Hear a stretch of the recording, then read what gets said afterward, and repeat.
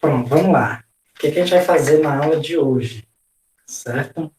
Então, não sei se vocês lembram, na aula passada, a gente estava estudando o movimento de uma forma geral, né? Mas na aula passada eu falei para vocês que a gente estudou os dois mais simples, né? Quais são os dois mais simples? É o movimento uniforme, certo? Que inclusive a gente usa lá no ensino médio, né? Só que é aquela famosa fórmula do sorvete, né? Só que aqui a gente chama de x, né? Porque é um eixo x. Estou trabalhando com o eixo x, né? Certo? E o movimento uniformemente variado, né? Movimento uniformemente variado, né? Lembrando que no movimento uniforme a velocidade ela é constante, certo? E no movimento uniformemente variado, o que é constante é a aceleração, né? Aceleração constante. E aí a gente viu também as equações, né? Uma, o pessoal chama de sorvetão, que é aquela S0 mais V0T mais a T2 sobre 2, né? Só que botei o X. O outro era V igual a V0 mais AT, né?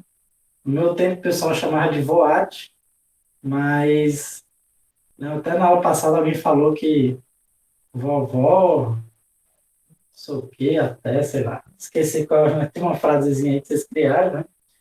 Até a Gisele que falou.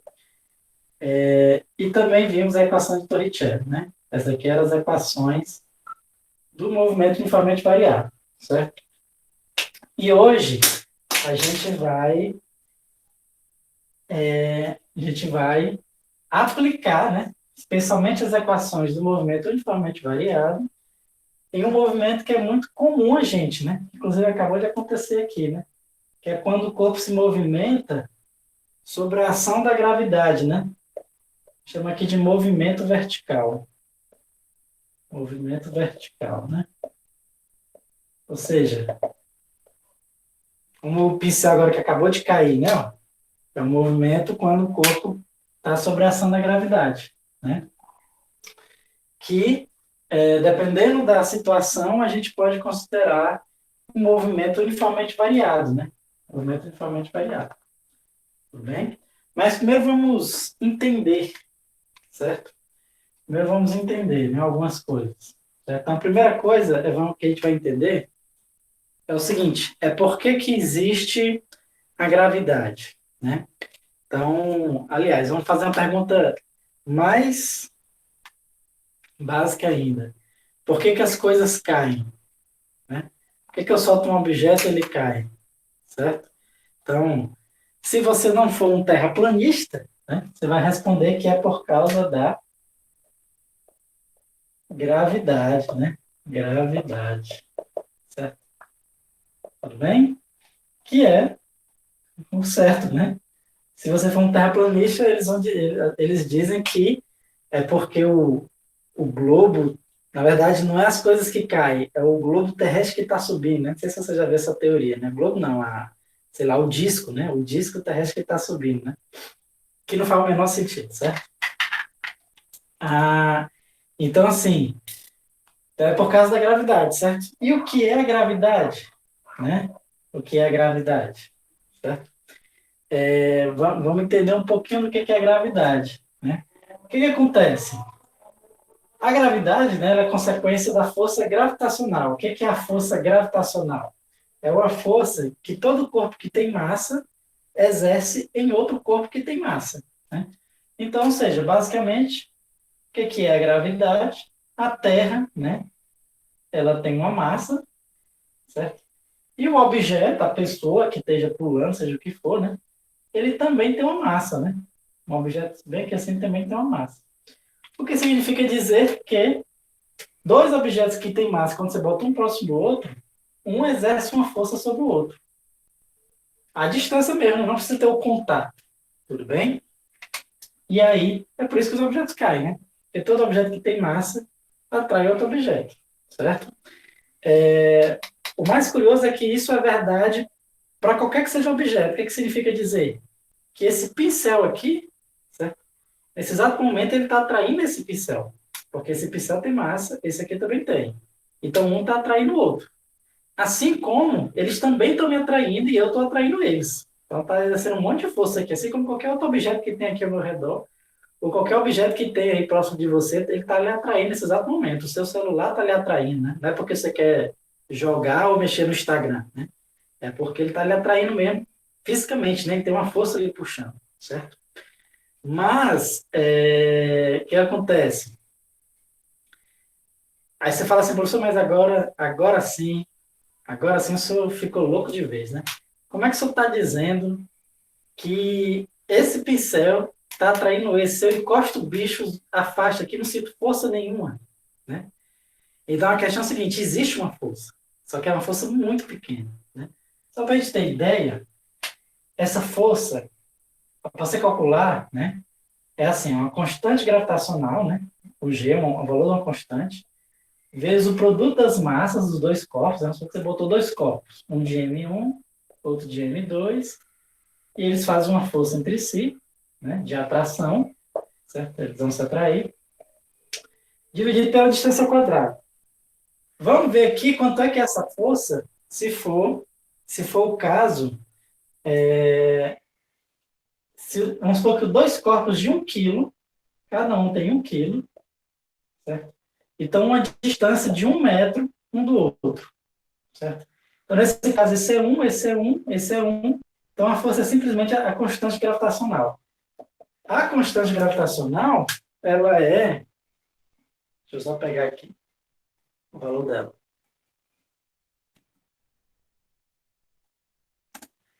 Só para a gente ver aqui, ó. O valor dela é... Aqui daria uma força de 0,1, 2, 3, 4, 5, 6, 7, 8, 9, 667 quilograma-força. Então, ou seja, seria, certo? Aqui eu botei a força na unidade quilograma-força, né? Então, 1 quilograma-força é a força de você sustentar 1 quilo, certo? Ou seja, então a força que um objeto de 1 quilo, que está à distância de outro objeto de 1 quilo, que está à distância de 1 metro, seria exatamente isso aqui, ou seja, praticamente zero, não tem como a gente sentir essa força. Certo? É uma força minúscula, é a força equivalente o quê? Aqui seria grama-quilo, aqui é 1 micrograma-quilo. Aqui seria grama, miligrama, micrograma. Ou seja, seria uma força necessária para sustentar metade de né, grama, micrograma. Micrograma força. Certo? Ou seja, não pesa nada, né? Não é força nenhuma. Então, isso eu vou ter um objeto de 1 quilo com um objeto de 1 quilo. Imagine esse pincel que tem menos, deve ter umas 200 gramas. Né? Você pode botar qualquer distância em que a gente não vai sentir essa força. Certo? Então, é uma força muito pequena que a gente não percebe quando tem corpos com massa pequena próximo da gente. Então, existe força. Todos os objetos que estão aqui ao meu redor, a própria câmera aqui, ela está me atraindo. Só que ela está me atraindo com a força do peso de microgramas. Então, eu não consigo sentir essa força. Nenhum instrumento do ser humano consegue sentir essa força. Certo? Aí você pode até perguntar, professor, então como é que a gente sabe que essa porcaria existe, né? Já que ela é pequena, né? Então, assim, ela é pequena, certo? Muito pequena, mas tem como você comprovar que ela existe, né? Na verdade, como é que a gente comprova que ela existe? É num sistema muito sensível, que a gente chama de o pêndulo de torção, certo?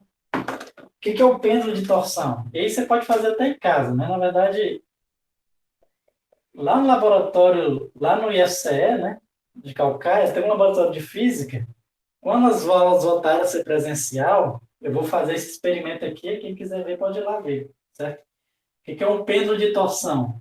Você simplesmente pega uma barra, né, como se fosse aquelas barras de malhar, por exemplo, certo? e pendura num fio, certo? Lógico que tem que ser um fio suficiente para aguentar bastante peso, certo? E aqui, nessa barra, você coloca o máximo de peso que você conseguir. Digamos que você consiga colocar aqui 10 quilos. Né? Coloca aqui 10 quilos. 10 quilos de um lado, 10 quilos do outro para ficar em equilíbrio, né? Certo? E aí, né, você tenta deixar isso aqui o mais estável possível, para ele não rodar. Tudo bem? O mais estável possível. Você vai ver que é muito difícil. Né? Mas que você tente manter ele paradinho, você triscar um pouquinho, você vê que esse negócio começa a rodar. Tudo bem? Mas tenta manter o mais parado possível. Certo? Também tem que deixar num lugar fechado, que não tenha vento, porque um ventinho já faz rodar isso aqui.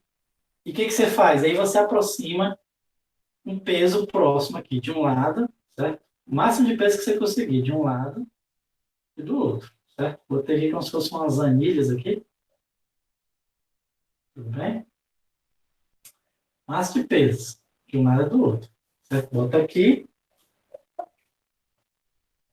e aqui bota aqui também, certo? Vou pintar aqui. O que você vai observar? Você vai observar que lentamente, esse cara começa a se mexer para cá. Ele vai começar a rodar. Esse começa a vir para cá e esse começa a vir para cá. Certo? É tão lento, na verdade, né, que para você conseguir ver na prática, o mais interessante é você deixar uma câmera filmando e depois de algum tempo você vê a gravação acelerada. Aí você vai ver. Lentamente ele se aproximando aqui. Por que é tão lento? Porque a força é muito pequena, mas ela existe. E aí ela começa a atrair esse cara, né? Chega um ponto que ele não vai mais, né? E ele fica oscilando aqui, certo? Então é assim que a gente comprova, né? Na verdade, esse experimento aqui a gente chamou de experimento de Cavendish, né? Foi uma das primeiras comprovações da que é a gravidade, que existe isso, né? Essa história de que um corpo que tem massa atrai outro que tem massa, certo?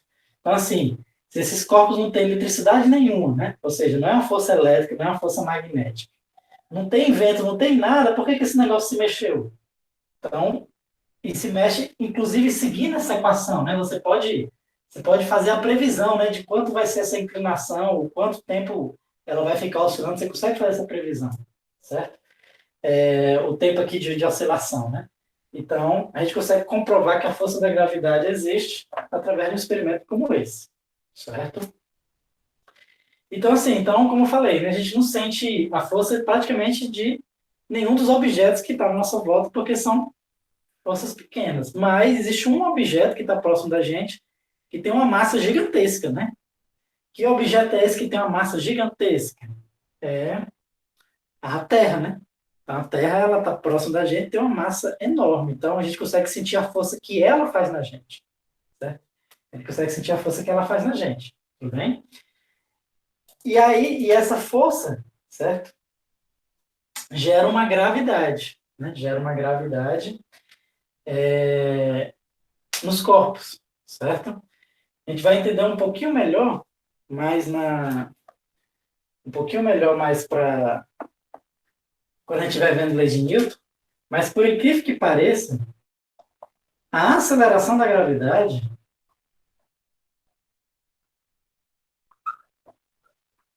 ela é a mesma em todos os corpos, certo? A aceleração da gravidade, vocês devem ter visto lá no ensino médio, né? Que era 10 metros por segundo ao quadrado. Né? Na verdade, é uma aproximação, né? O valor mais próximo da gravidade é de 9,81 metros por segundo ao quadrado. Certo? É o valor mais próximo. E que, inclusive, ele não é o mesmo, certo? Ele pode variar aqui nas outras casas decimais, dependendo do local, né? Como eu falei, a, a gravidade é uma consequência, né, da massa puxando massa. Então, se você está no lugar da Terra em que o material que está ali embaixo ele é mais denso, tem uma densidade, às vezes tem uma massa mais concentrada, pode ser que a gravidade aumente, né? Inclusive tinha um primo meu que fazia geologia o trabalho dele de mestrado era o que foi que ele fez? Ele atravessou o Ceará, né? Ele desenhou uma rota através do Ceará e foi medindo a gravidade ao longo dessa rota. E ele viu que a gravidade ia mudando, né? Claro que muda muito pequeno, muito pouco, né? Então, se aqui o 9,8, ela oscila bem pouquinho, um pouco acima, um pouco abaixo, né? E aí ele ia comparando com a rocha que tinha ali embaixo. E aí ele podia dizer que os lugares onde tinha uma rocha mais densa geravam uma gravidade maior. Os lugares onde tinha uma rocha menos densa, a gravidade era menor, né? Certo? Então, exatamente por causa, né, que a gravidade é consequência que é massa atraindo massa, certo?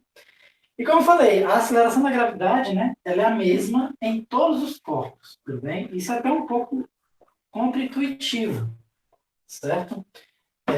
Ou seja, o que eu estou dizendo para você é o seguinte, é que se eu perguntar para você, quem cai mais rápido? Um objeto de 10 quilos ou um objeto de 1 quilo? Né? Vamos pegar aqui até mesmo o livro e o pincel, né? Quem cai mais rápido? Né? Ou seja, quem tem maior aceleração? O livro ou o pincel? Né? O livro é bem mais pesado que o pincel, né? O pincel deve ter umas 200 gramas, o livro deve ter 1,5 kg, certo? Então, assim, por incrível que pareça, a aceleração da gravidade é o mesmo nos dois, né? Se eu soltar aqui, não sei se deu para ver aí na filmagem, certo? Mas os dois caem exatamente juntos, certo? Por quê? Porque a aceleração da gravidade é idêntica nos dois, né? Então, a aceleração da gravidade é o mesmo em todos os corpos, tudo bem? Ah, beleza? E o motivo disso, né? Na verdade, é até bem curioso o motivo disso, né? É até um ponto de bastante discussão, que eu vou falar um pouco mais quando a gente estiver vendo leis de Newton, mas é porque a massa inercial é a mesma massa gravitacional, certo? E a gente só conseguiu explicar 100% isso, a melhor explicação para isso foi a que o Einstein deu, né? Porque, tipo, enfim, vou só falar aqui por cima, né? Acabou que deu uma coincidência muito grande nas equações de Newton, que a mesma massa lá da segunda lei de Newton é a massa aqui da lei da gravitação, certo? E isso, até então, era uma coincidência muito grande, o pessoal até tentou achar se era só aproximadamente, mas não, viram que é exatamente igual.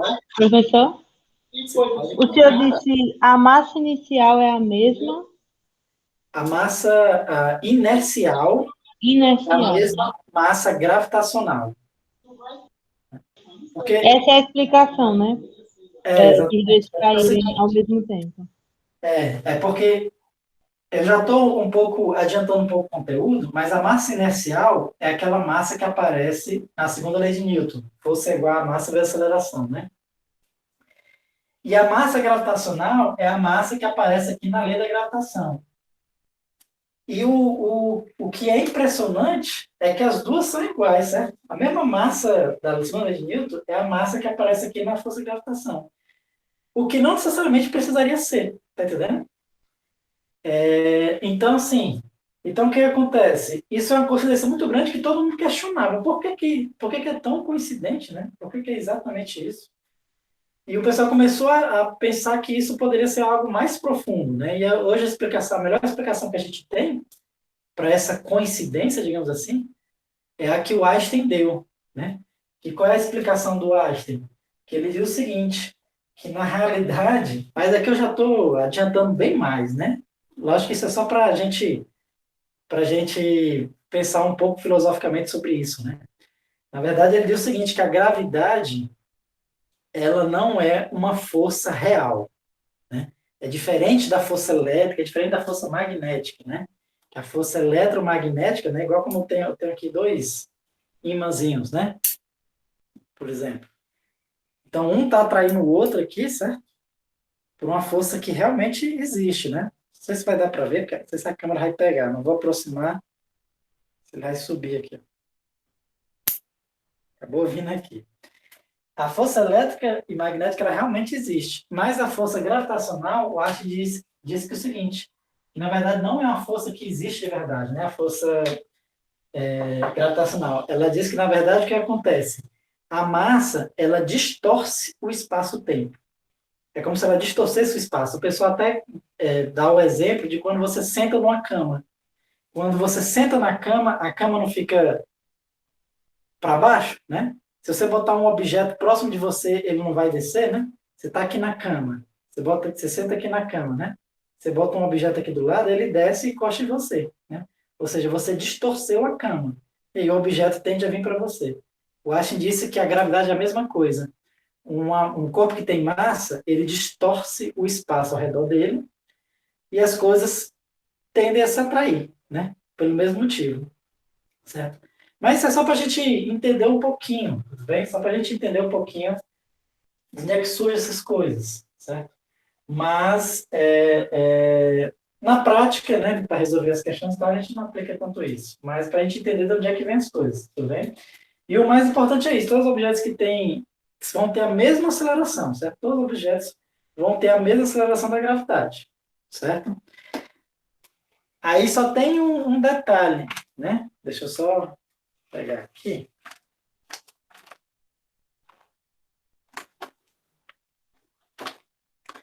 Só tem uma coisa que a gente tem que levar em consideração quando a gente está falando da gravidade, é que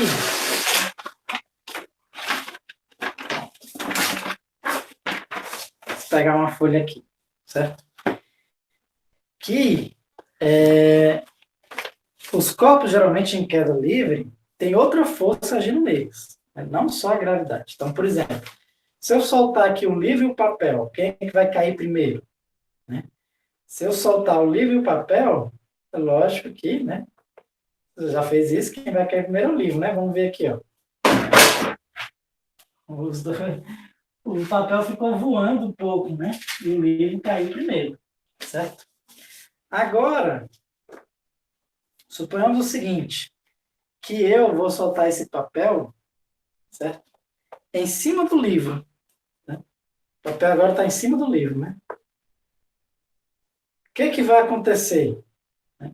Então, será que o livro vai cair na frente e o papel cai depois? Ou será que os dois caem juntos? Né? Então, se eu soltar aqui, né, o papel em cima do livro, vamos ver o que vai acontecer. Não sei se deu para ver aí, mas os dois caem juntos, certo? É diferente de quando eu solto assim, tudo bem? Aí você pode falar, professor, mas que diabo é isso aí, professor? Porque aqui, o senhor disse que a aceleração da gravidade é a mesma em todos os corpos. Mas eu solto o livro e o papel fica para trás. Na aceleração não é a mesma? A aceleração é a mesma, os dois eram para cair junto. Por que o papel fica para trás? Né? E a explicação está exatamente nesse segundo experimento, né? Quando eu solto os dois já caem juntos. Por que aqui eles não caem juntos? E por que aqui eles caem juntos? É porque aqui eu estou cancelando o efeito o quê? Da atmosfera, né? Então, ou seja, corpos que são muito leves, como o papel, e tem uma área muito grande, né? Corpos que tem muito leve, tem uma área muito grande, começa a agir o que a gente chama da força de resistência do ar, certo? Então, quando começa a agir a força de resistência do ar, aí os corpos não caem juntos. A aceleração da gravidade é a mesma nos dois. Só que no corpo que tem uma área grande, o que vai acontecer? O que vai acontecer é que começa a existir a resistência do ar. Então, tem a gravidade puxando ele para baixo, mas tem a resistência do ar puxando ele para cima. E aí acaba que ele fica para trás na frente do livro. Quando eu faço isso, o que eu estou fazendo? Não tem mais ar abaixo do papel. Como não tem mais ar, né, porque ele está em contato com o livro, aí o papel vai cair exatamente igual ao livro, certo? Ele vai cair exatamente igual ao livro, tudo bem? Ou seja, quando eu elimino a resistência do ar, né, aí volta novamente os corpos a ter a mesma aceleração da gravidade, certo? A gente vai estudar só os casos em que não tem resistência do ar, tudo bem? Um pouco mais na frente a gente vai entender, a gente vai inclusive estudar os casos em que tem resistência do ar também, um pouco mais para frente, mas por enquanto a gente vai considerar casos em que não tem a resistência do ar, ou seja, quando é que o ar interfere no movimento do corpo? Em três situações. quando a área é muito grande, certo? Se a área for muito grande, né? Se a densidade do ar for muito grande, tudo bem? Então, como eu falei, tipo assim, esse livro aqui, o ar praticamente não influencia nele, né? Tanto que ele cai junto com o pincel. Mas se eu pegasse a massa desse livro e esticasse numa folha gigantesca, certo? E a gente ia ver que ele ia cair igual um papel, ia cair boiando assim, certo? Flutuando, né? Então, assim, geralmente a área não pode ser muito grande, né? A gente vai entender isso um pouco melhor. A densidade do ar também não pode ser tão alta, né? Então, por exemplo, quando aqui praticamente não tem resistência para eu mexer minhas mãos, né? Posso mexer minha mão livremente, mas se eu estivesse dentro d'água, eu não ia conseguir mexer minha mão com essa agilidade. Eu ia fazer a força, eu ia sempre sentir a resistência ali da água, né? Então, quanto maior a densidade, maior a resistência do ar também. E depende também da velocidade, né? Quanto maior a velocidade, maior a resistência do ar, certo? Então, a gente não pode também... o caso que a gente vai estudar, né? Em que a aceleração é constante, certo? Não pode ser, não é para casos de corpos com velocidade muito grande, né? Então, por exemplo, quando um cara pula de paraquedas, ele atinge velocidade tão grande que ali eu não conseguiria descrever usando aceleração constante, eu teria que considerar a aceleração da gravidade, quer dizer, a resistência do ar. Tudo bem? Então, assim, então beleza, mas suponhamos que estamos nesse limite, né? E a gente pode dizer que só existe a gravidade agindo no corpo, né? E aí, boa parte dos corpos que a gente conhece, dos movimentos na vertical que a gente conhece, é mais ou menos desse jeito, certo? Então, nesse limite, o que a gente pode dizer? Que a aceleração ela é constante, certo? Ela é constante, e é igual à gravidade, né? Que aí você pode usar 10 ou 9,8, né? Dependendo da questão. Tudo bem? O que significa dizer o seguinte, que todas aquelas equações que a gente viu do movimento uniformemente variado, que estavam aqui, que eu apaguei, pode ser aplicado no caso do movimento na vertical, certo? Vamos resolver uns exemplos aqui. Né? Aqui só é importante você posicionar bem saber posicionar bem o seu ponto, seu referencial, certo? Pronto, tá aqui. Achei. Né? Vamos lá. Vou fazer aqui a questão do livro 2.7, certo? Da página 27, certo? Aqui do Resnick, né? Ele diz o seguinte: em 26 de setembro de 1993, Dave Munday, certo? Foi até o lado canadense das cataratas do Niágara, né? As cataratas do Niágara é uma queda d'água, né? Parecida com a nossa aqui do Foz do Iguaçu, certo? Com uma bola de aço equipada com um furo para a entrada de ar. E caiu 48 metros até a água. Ou seja, o cara jogou uma bola de aço, né? Jogou uma bola de aço que caiu 48 metros até chegar lá na água, certo? Até chegar na água. Tá bem? Aí ele pergunta o seguinte: suponha que a velocidade era nula e despreze o efeito do ar sobre a bola durante a queda. Quer saber quanto tempo durou a queda de Munday? Aqui é, mano.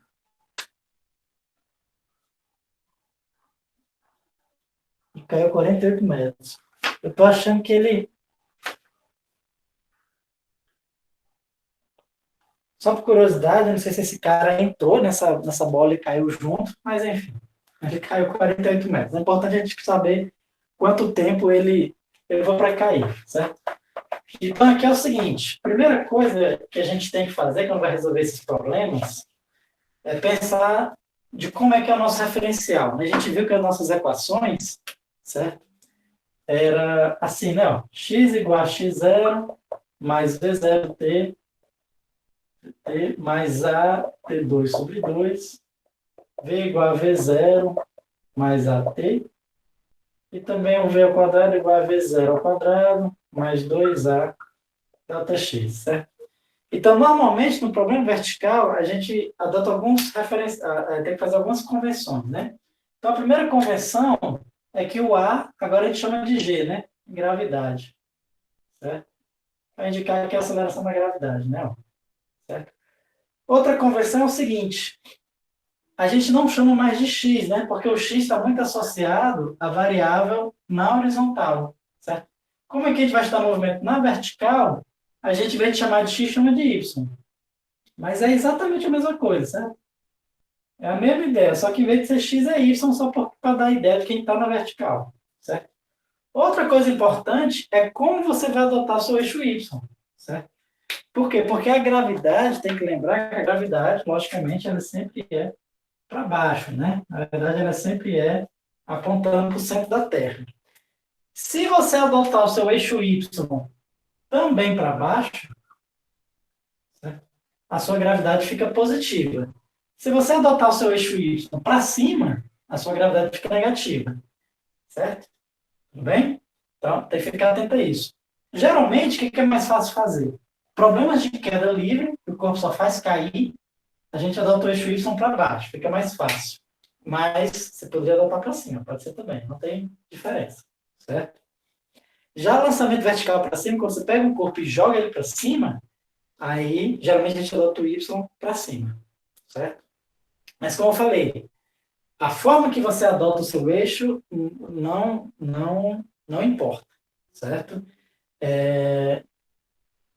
Só pode deixar a questão um pouquinho mais fácil, um pouquinho mais difícil, mas a solução vai ser a mesma, independentemente da forma que você adota o eixo, certo?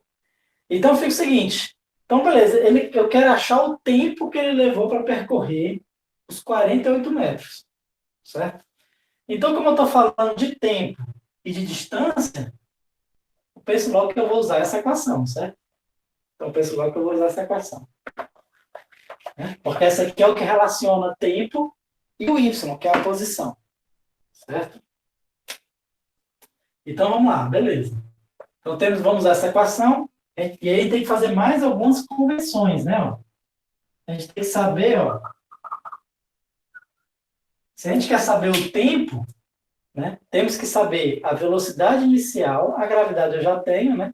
Temos que saber a velocidade inicial, a posição inicial e a posição final, certo? Para eu saber, se eu quero saber o tempo, né? Tem que ter todas as outras, certo? A gravidade a gente já sabe, 9,8. A velocidade inicial, ele diz que a gente assumir sendo zero. Ou seja, ele simplesmente soltou. Tudo bem? E a posição inicial e final, aí a gente tem que adotar algumas convenções aqui, né? Então, qual é a convenção que eu vou adotar?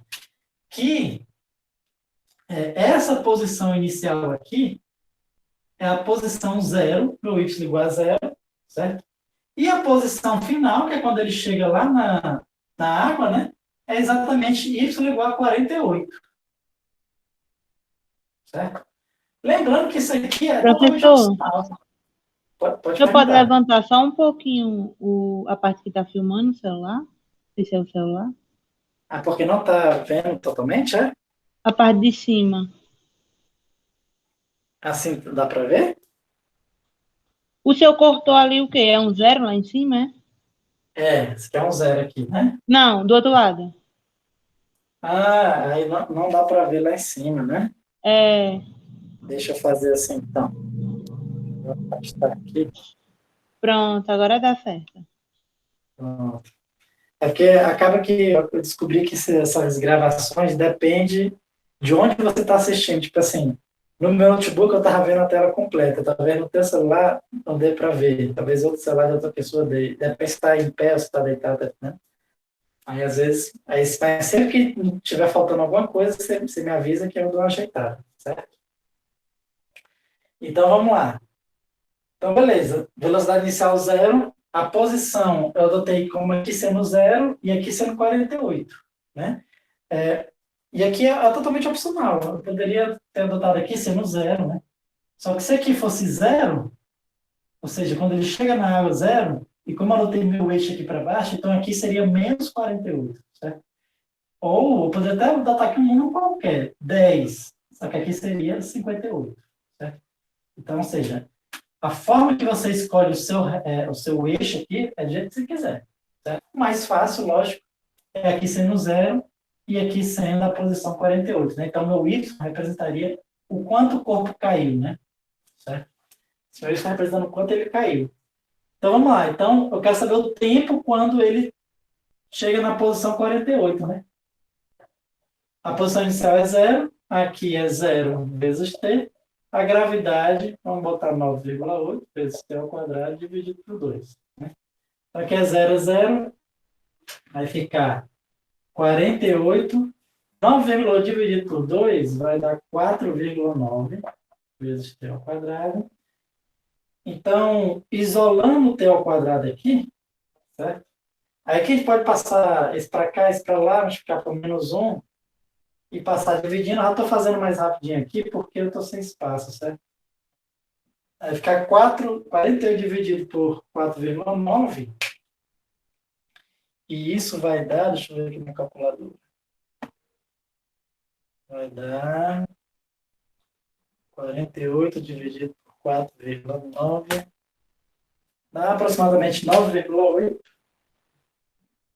E se eu tirar a raiz, meu tempo vai dar...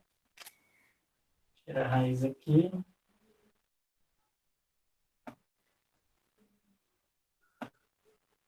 3,1 aproximadamente, né? Ou seja, demorou 3 segundos o corpo cair 48 metros, certo? Quando eu estava vendo a aceleração, eu já tinha falado que a aceleração da gravidade é uma aceleração gigantesca, né? Aceleração gigantesca, né? Então, você andou 48 metros apenas em 3 segundos, certo? Então, quase nenhum carro consegue fazer esse feito, certo? Qualquer dúvida, você pode perguntar, tudo bem? No item B, ele pergunta o seguinte, deixa eu achar aqui o item B, aqui. Ele fala o seguinte, Monday, sei lá como cara, podia contar os 3 segundos de queda livre, mas não podia ver o quanto tinha caído a cada segundo. Determine sua posição no final de cada segundo de queda. Ele quer saber a posição do corpo no final de cada segundo. Ou seja, aqui foi ao final dos 3 segundos, né? Vamos ver a posição ao final de cada segundo. Certo? Novamente, ele está falando de posição e tempo. Sempre quando ele falar de posição e tempo, eu vou usar essa equação, que é a equação que relaciona o tempo com a posição. Certo? Então, vamos lá. Vou primeiro calcular no item B a posição quando o tempo for 1 segundo. Certo? Então, vamos lá. Aí eu pego o y. Agora eu quero saber quem é o y, né? y0 é 0. Velocidade inicial, 0. Vezes 1, né? Porque o tempo é 1. Mais 9,8 vezes 1 ao quadrado dividido por 2. Certo? O que eu fiz aqui, ó? Eu quero saber a posição quando o tempo for 1 segundo. Aí a gente só substitui o tempo por 1. Certo? Chegando desfocada, né? Focou. Pronto. Então vai ficar o seguinte, ó. Vai ficar exatamente 4,9 metros, né? Após 1 segundo, ele caiu quase 5 metros. Vamos saber agora a posição quando o tempo for 2 segundos. Mesma coisa, só que agora eu substituo o tempo por 2. Quadrado dividido por 2. Então, aqui já vai dar... Vai dar quanto aqui? 4 ao quadrado dividido por 2. Vai ficar 2 vezes 9,8. Dá, deixa eu ver se você faz de cabeça.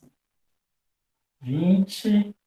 Então, vai dar 19,4 metros. Certo? Ou seja, no primeiro segundo, ele andou quase 5 metros. No segundo segundo, ele está na posição quase 20 metros. Né? E no terceiro segundo, a gente viu que ele já está quase no 48. certo? Observe que isso é uma característica, né, do movimento uniformemente variado, né? Ou seja, então está aqui o objeto, a posição zero. Um segundo depois, ele está aqui na posição aproximadamente 5 metros, né? Aproximadamente, ele desloca 5 metros. Isso no primeiro segundo, né? No segundo segundo, ele já vai estar, ó, ele vai ter andado 3 vezes mais. Porque ele está numa posição, quando for 2 segundos, ele já está na posição quase 20 metros. Certo? Se eu pegar aqui o terceiro segundo, né? Ele já vai para onde? Ele já vai para 48. Certo? Pegar no terceiro segundo, ele já está quase lá no 48 metros. Ou seja, a distância, a cada segundo, né, ele vai andando distâncias cada vez maiores. O que faz todo sentido, né? Porque ele vai ganhando velocidades cada vez maiores, né? E aí ele vai andando distâncias cada vez maiores em tempos maiores. Tudo bem? Deu para entender isso aí? Tá dando para visualizar tudo direitinho? Tá sim. Que bom. Esse livro que o Vamos senhor está dar... usando é o que a gente tem acesso, né, na biblioteca? Exatamente. Tem acesso. Eu vou dar uma olhada se tem na biblioteca virtual, talvez vocês possam pegar. Mas, assim, qualquer coisa, eu posso mandar para vocês um material que eu tenho, né, sobre também, para não precisar pegar livro físico, né, se quiser ser mais prático, olhar no celular, no computador, eu posso mandar um material, certo? Eu tenho. Tá bom, se eu puder. Eu queria ver Pronto. essas questões também para depois eu treinar essas que o senhor fez. Sim, Se o senhor puder mandar também no grupo. eu vou mandar lá no grupo. Tá bom, obrigada. Então, vamos só terminar essa questão, fazer aqui o item C, certo? No item C, ele pede a velocidade com que ele chegou lá no final, certo? A velocidade, ele quer saber a velocidade quando ele caiu lá na água, né? Já apaguei a figura aqui, certo? E ele tem que lembrar que quando ele cai na água, é quando o tempo é 3,1 segundo, ou seja, ele quer a velocidade quando o tempo for 3,1 segundo, né? Então, eu posso calcular usando a equação que relaciona exatamente a velocidade com o tempo, certo? Só que agora eu quero saber a velocidade inicial é zero, a aceleração 9,8 e o tempo 3,1, certo? Então, aqui, para saber a velocidade dele, fazer esse produto aí, né? Vai dar, deixa eu pegar aqui, calculadora, 9,8 vezes 3,1 dá aproximadamente 30,38 metros por segundo, certo? Só para a gente saber em quilômetros por hora, multiplicando por quilômetros por hora, já vai ter, vamos ver quanto é que é. Eu multiplico por 3,6, né? Então, ele chegou lá mais ou menos a 109,4 quilômetros por hora. Essa é a velocidade com que ele chegou, aproximadamente. Certo? Lembrando que, então, observe que a velocidade até é bem grande, né? Se você cair 3 segundos sobre a ação da gravidade, você chega a aceleração de quase 110 km por hora, né? É uma aceleração gigantesca. Certo? Mas lembrando que, na realidade, né? Na realidade, se você soltar um objeto de uma altura de 50 metros, depois de 3 segundos, ele não vai chegar exatamente a essa velocidade, né? Por quê? Vai chegar menos, porque aí começa a agir aquilo que eu falei para vocês, começa a agir a resistência do ar, né? Quando a velocidade é muito grande, começa a agir a resistência do ar. Então, então esse cálculo aqui vai funcionar Até vai depender do objeto, vai depender da área do objeto, né? Mas geralmente quando você chega a velocidades muito grandes, como 100 quilômetros por hora, certo? Até uns 80, já começa a agir a resistência do ar. Então, já não é exatamente esse valor que chegaria na realidade, né? Aqui é para a gente ter uma ideia, né? Que se não houvesse atmosfera, chegaria a 110 km por hora. Mas como tem atmosfera, chega um pouco menos. Inclusive, e aí como eu falei, mais na frente, quando a gente vai estudar a lei de Newton, a gente consegue calcular com mais precisão a velocidade que ele chegaria, considerando a resistência do ar. Tudo bem? Mas, de qualquer forma, ele chegaria numa velocidade muito grande, né? Ele sempre chega numa velocidade muito grande. Certo? Pois vamos lá. Deixa eu só ver uma coisinha aqui.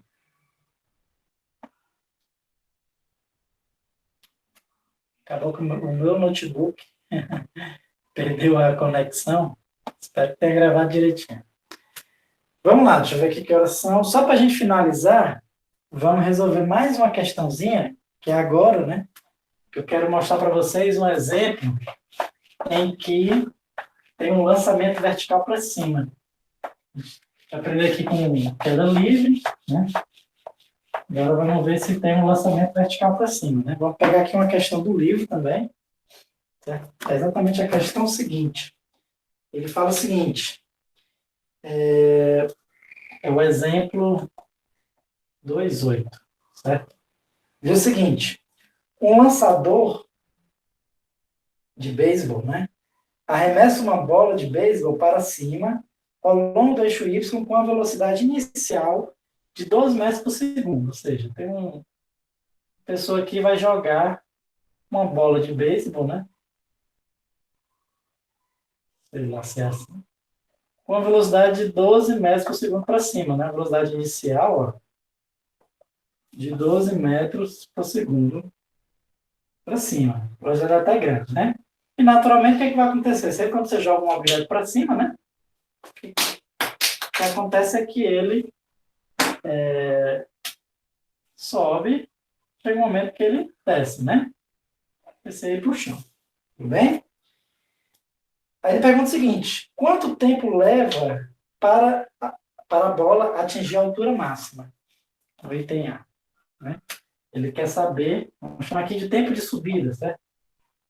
Que é o tempo que leva para atingir a altura máxima, né? Altura máxima. Aqui de Hz. Então, bom, basicamente é a mesma coisa, certo? A gente vai pegar lá a equação do y, né? Y igual a y0 mais v0t gt ao quadrado sobre 2, v igual a v0 gt, ou essa aqui, v ao quadrado igual a v0 ao quadrado, 2g delta y. Só que aqui, aquilo que eu falei para vocês, eu quero que a gente entenda aqui, é que dependendo da forma que você adotar o seu eixo y, a gravidade pode ficar positiva ou negativa, certo? Na questão passada, a gente adotou o nosso eixo y apontando para baixo, que eu falei que era o mais fácil. Nessa questão aqui, o mais fácil é você apontar o eixo y para cima, certo? Assim, professor, e se eu não souber? Né? Se você não souber, não tem problema. Para onde, para o lado que você adotar, certo?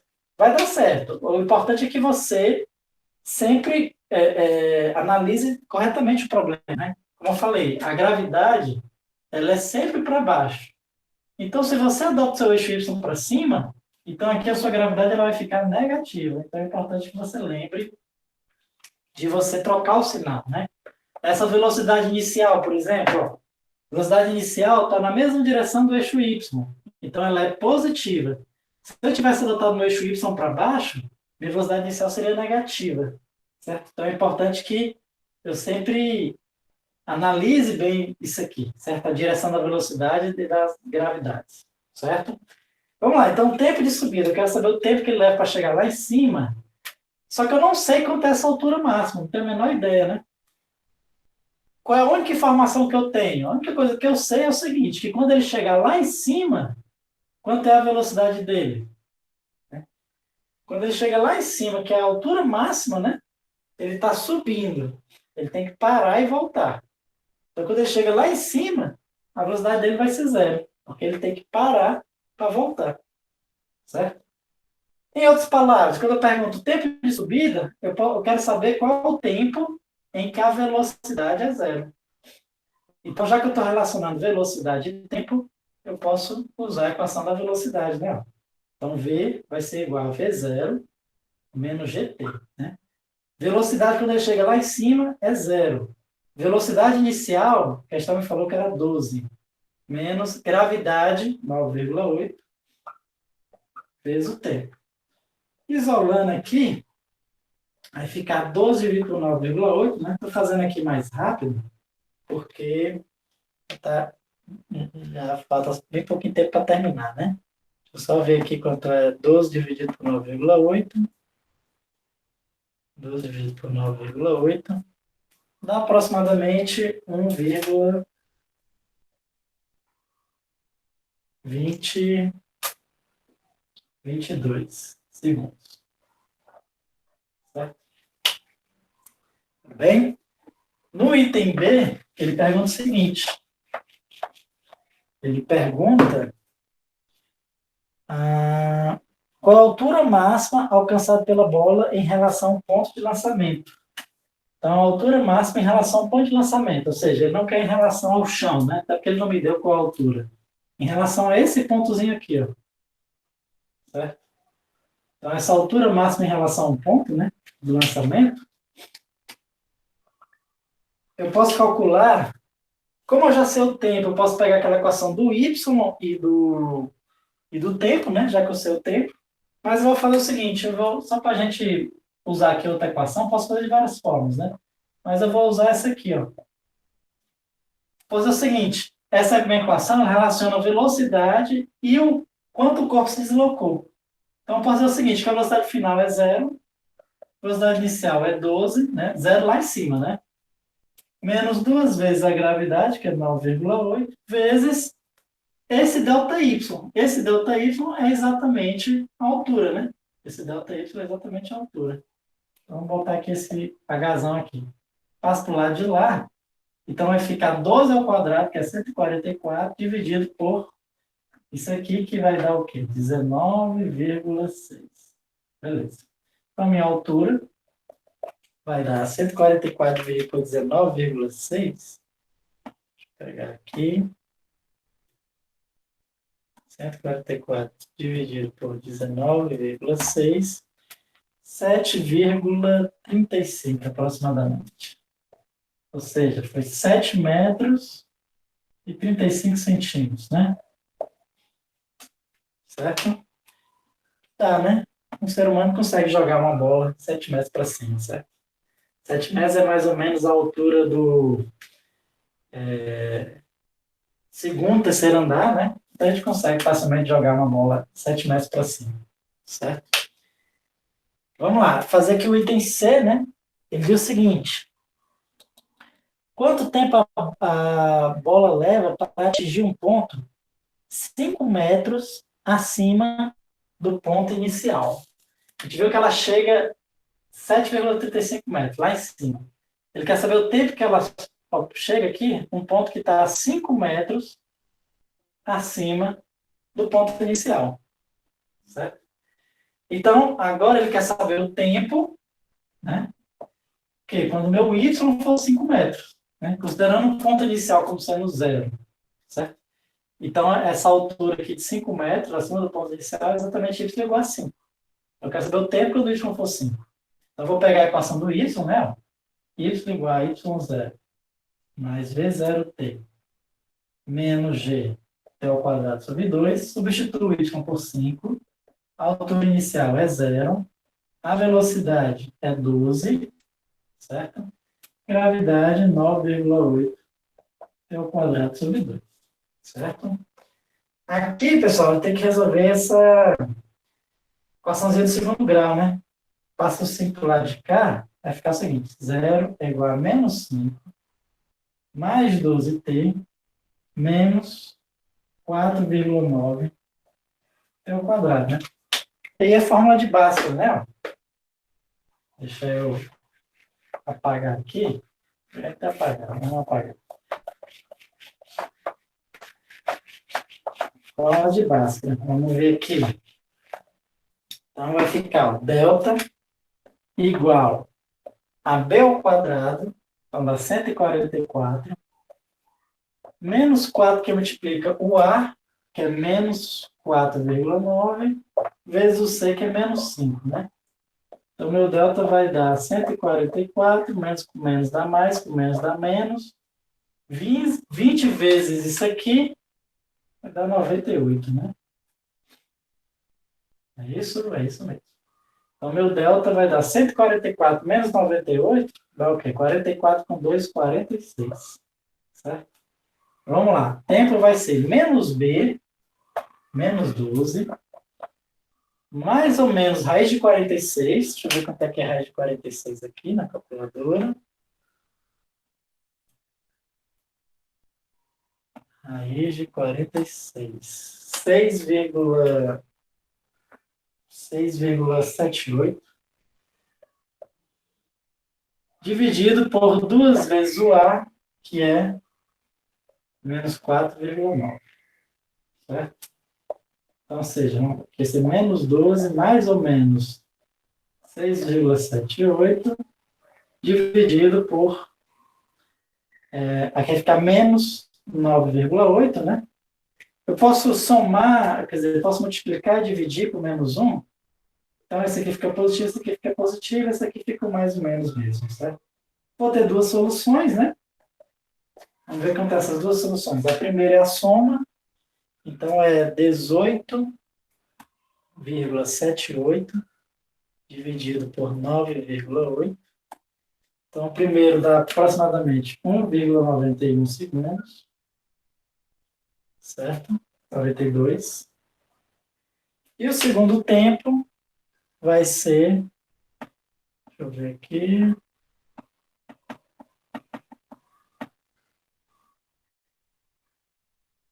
vai ser 12 menos 6,78.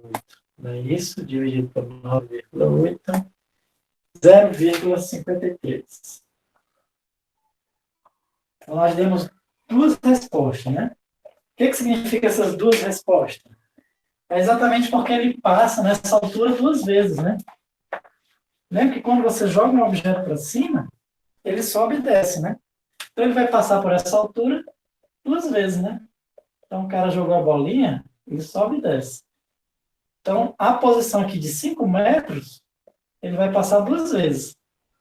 A primeira vez, na hora que está subindo, ele vai passar quando o tempo for 0,53 segundos. A segunda vez que ele vai passar é quando o tempo for 1,92 segundos. Tudo bem? Alguma dúvida em relação a isso? Bom, então vamos fazer o seguinte.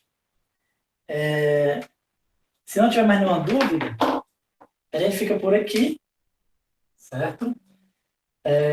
E aí, na realidade, o movimento em uma dimensão, a gente finaliza aqui, né, quando a gente estuda exatamente o movimento na vertical, certo? E a partir da próxima aula, a gente vai começar a estudar movimento em duas dimensões, a gente vai começar a estudar vetores, certo?